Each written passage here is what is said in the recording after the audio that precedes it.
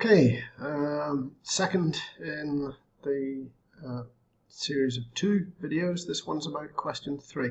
I'm going to go through this fairly quickly, so you may need to rewind it and look at it again, okay?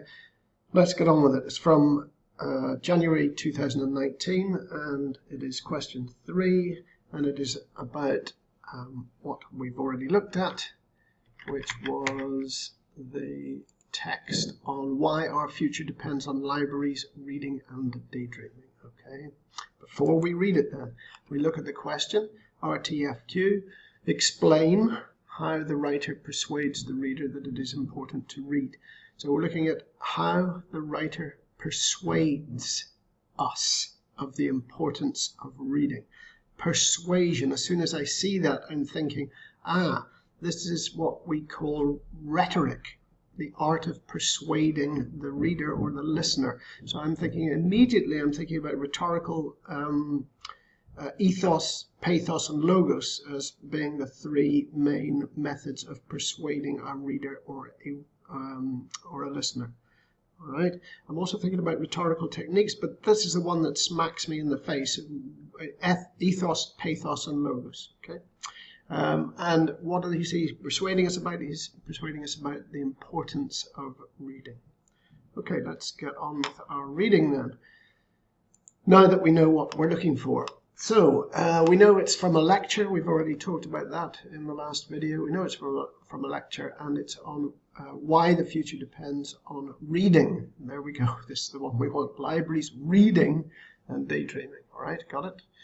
Okay, so let's start. We go through it paragraph by paragraph. You will want to use a highlighter, probably. I only have one color available to me here. You may want to use different colors for different ideas that you're finding interesting. Do not highlight everything. Otherwise, when you look back on it to prepare your writing, you won't remember which bit means what. Okay, so be careful about what you highlight. Let's go through it then as quickly as we can. As I said, I'm going to read it quickly, so you may have to go back and review it later. All right, so we've got our question in our minds, and we're looking through the paragraphs. Paragraph 1, then, it's important for people to tell you what side they are on and why, and whether they might be biased. So I am going to be talking to you about reading. I'm going to suggest that reading fiction, that reading for pleasure, is one of the most important things one can do.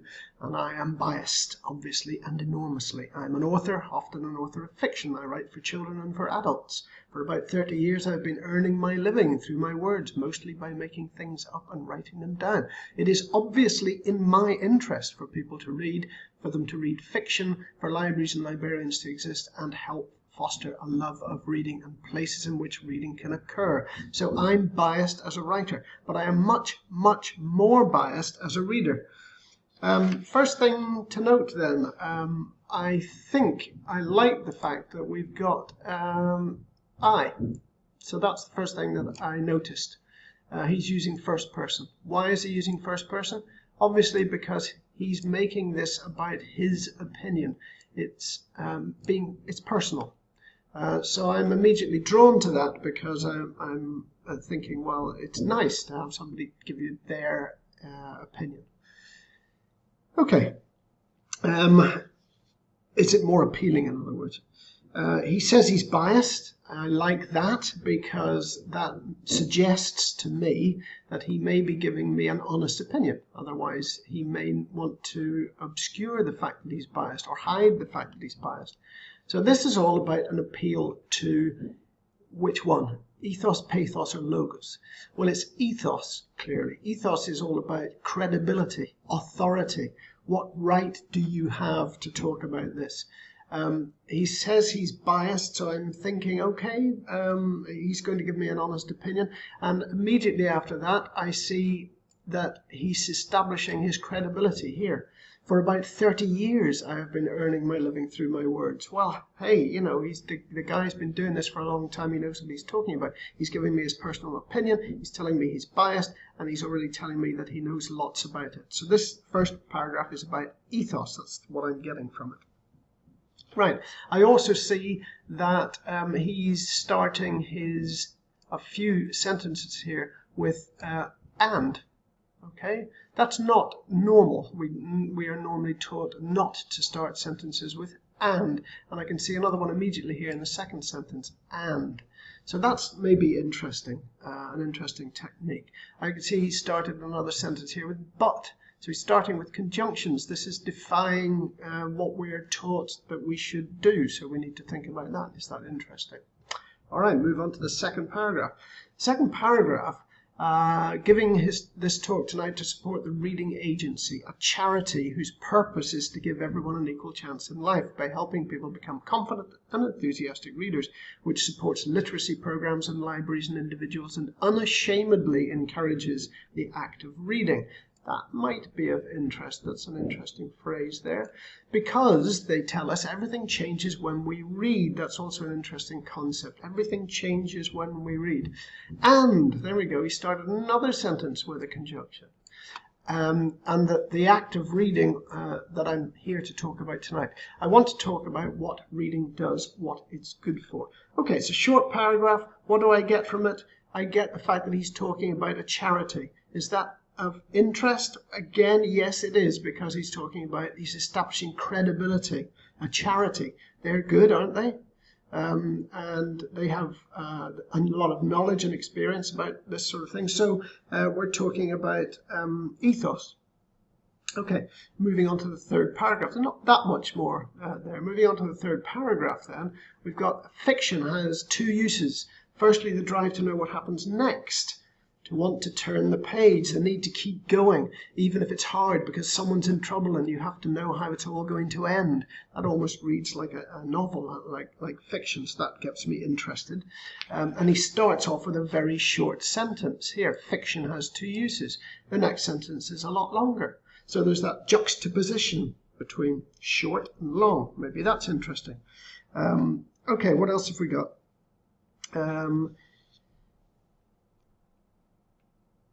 And, there we go again, starting a sentence with and it forces you to learn new words, to think new thoughts, to keep going, to discover that that's a list. Is that not a list? I think that's a list. Learn new words, think new thoughts, to keep going. To discover that reading is pleasurable. Once you learn that, you're on the road to reading everything. And reading is key. Repetition. Reading. Maybe I can use that. There were comments made briefly a few years ago about the idea that we were living in a post-literate world. In which the ability to make sense out of written words was somehow redundant, but those days are gone. Colon. Words are more important than they ever were. We navigate the world with words. Oh, I like that. That's imagery. For me, that's imagery. Maybe not for you. That makes me think of sailing a ship and navigating around the ocean. We navigate the world with words. Excellent use of imagery. For me, I might want to talk about that. And as more and more reading matter is found online, not in books, we need to follow, to communicate and to comprehend. There's a list to follow, to communicate and to comprehend. Also, look, I've got, what's this? Communicate and comprehend what? Alliteration, okay? Communicate and comprehend what we are reading. People who cannot understand each other cannot, and there we go. Oh, this is wonderful. Look, cannot understand each other, cannot exchange ideas, cannot communicate.